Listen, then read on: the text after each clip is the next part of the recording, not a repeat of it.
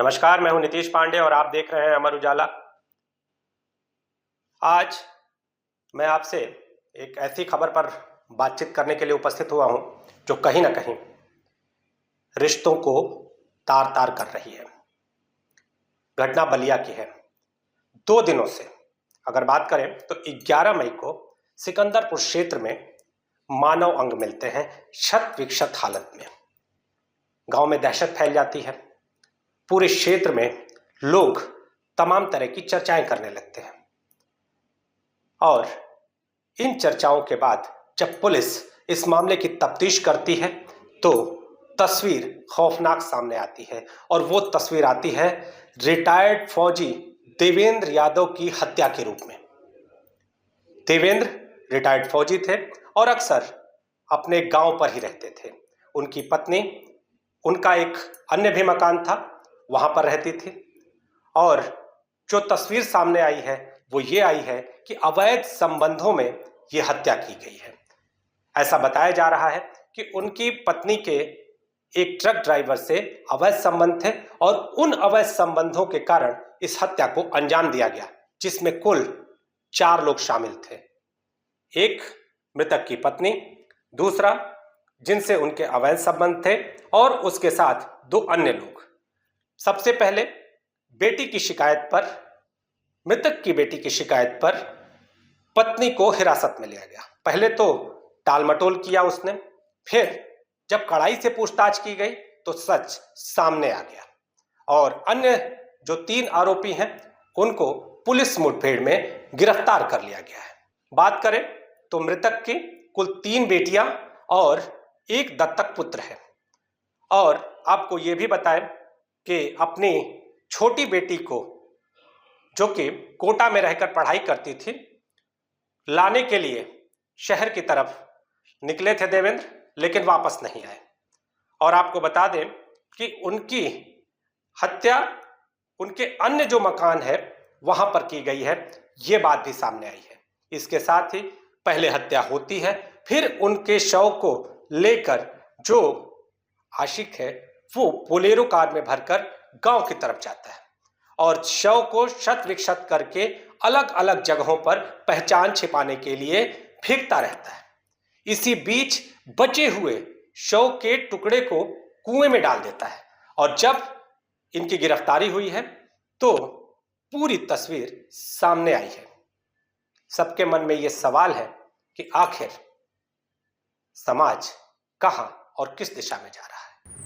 आज 2 महत्वपूर्ण विषय पर इस प्रेस वार्ता का आयोजन किया गया है। एक जो शनिवार में 10 तारीख में थाना सिकंदरपुर क्षेत्र में कुछ मानव अंग जिसमें 2 हाथ और 2 पैर थे वो मिले थे। उस घटना को शुरू से ही पुलिस ने बड़ी गंभीरता से लिया। जनपद के सभी अधिकारी, कई थानों के थाना अध्यक्ष, हमारी फील्ड यूनिट, ये सब वहाँ पे पहुँचे थे। आसपास प्रयास किया गया ये जानने का कि कोई गुमशुदगी या कोई अपहरण इत्यादि की घटना तो नहीं हुई थी। यद्यपि जनपद में उस समय एक अपहरण की घटना चल रही थी तो उनके परिजनों से भी संपर्क किया गया था। उसी दिन 10 तारीख में रात में थाना कोतवाली क्षेत्र में एक महिला द्वारा अपने पति की गुमशुदगी की रिपोर्ट लिखाई गई थी करीब 8 बजे। उस रिपोर्ट में ये अंकित किया गया था कि उनके पति अपनी बेटी को लेने के लिए बक्सर रेलवे स्टेशन गए थे। उन्होंने पति का मोबाइल नंबर भी दिया था। जब ये प्रार्थना पत्र थाना कोतवाली को प्राप्त हुआ तो इंस्पेक्टर कोतवाली और जो हमारी सर्वेलेंस टीम है उन लोगों ने तहकीकात शुरू की तो ये पाया कि जिस नंबर के बारे में बताया गया कि वो बक्सर गया और वो नहीं मिल रहे, वो नंबर हिला ही नहीं, वो उन्हीं के घर पे रहा। तो इससे थोड़ा सा संदेह पैदा हुआ। फिर हमारी टीम ने जब गहनता से इसमें पूछताछ की तो ये एक तरह से कह सकते हैं कि एक रिश्तों के कत्ल का एक कहानी सामने आई। जो महिला थी उनके कुछ लोगों से प्रेम प्रसंग था और उन्हीं अपने सहयोगियों के साथ मिलकर उनके द्वारा इस घटना को कारित किया गया। इसमें महिला सहित 4 लोगों को गिरफ्तार किया गया। इस अपराध में प्रयुक्त बोलेरो गाड़ी, इस घटना को कारित करने के लिए आला कत्ल की भी बरामदगी की गई है। और ये अपराधी इतने दुस्साहसिक भी थे, जब कल रात में हमारी चेकिंग चल रही थी तो एक टिप ऑफ मिला कि इनमें से 2 अपराधी बिहार भागने की तलाश में थे, अपना कोई सेफ स्थान पर जाने के लिए। जब इनकी घेराबंदी की गई तो इनके द्वारा पुलिस पे भी फायरिंग की गई। पुलिस द्वारा आत्मरक्षा में फायरिंग की गई तो एक अपराधी के उसमें घायल हुआ, गोली लगी। पूछताछ पे उसके द्वारा जो सिकंदरपुर में घटना हुई थी उसमें अपनी संलिप्तता भी स्वीकार करी। जो मुखबिर की सूचना थी वो बड़ी सटीक थी। तो आज इन सबको जेल भेजा जा रहा है।